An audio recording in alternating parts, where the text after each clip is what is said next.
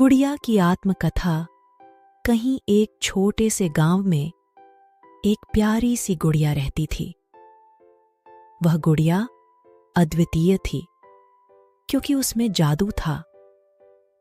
गुड़िया सबको खुश करने की क्षमता रखती थी। उसकी हर मुस्कान में जिंदगी की खुशबू बसी रहती थी। गुड़िया का मित्र एक छोटे से लड़के नामक अर्जुन था। अर्जुन भी गुड़िया की तरह प्यारा था। उनकी दोस्ती में जादू था जो सबको प्रभावित करता था। गुड़िया और अर्जुन का मिलन सर्वत्र चर्चा में रहता था। एक दिन गांव में एक महोत्सव मनाया गया।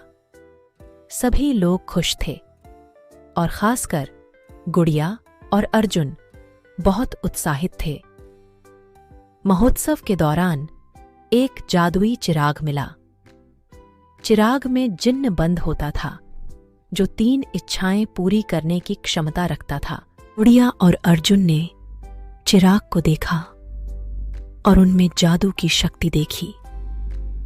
उन्होंने चिराग को पहली इच्छा पूरी करने के लिए प्रयत्नशीलता से घुमाया। पहली इच्छा थी, मुझे स्वर्ग जाना है। चिराग में से धुंधली धुंधली धुंध निकली और गुड़िया स्वर्ग पहुंच गई। उसने स्वर्ग में अप्सराओं को देखा और खुश होकर दूसरी इच्छा थी, मुझे समृद्धि और धन की प्राप्ति हो। चिराग में से चमकते हुए सोने और चांदी के सिक्के निकले और गुड़िया के पास पहुंचे। तीसरी इच्छा थी, मेरे गांव के लिए सुख शांति और समृद्धि हो। चिराग में से एक आदमी निकला और गांव के सभी लोग समृद्धि और सुख शांति से भर गए। गुड़िया और अर्जुन ने अपनी साक्षात्कार से समझा कि ज्यादा धन या स्वर्ग जाने से ज्यादा सामाजिक और आत्मिक सुख ही वास्तविक धन है।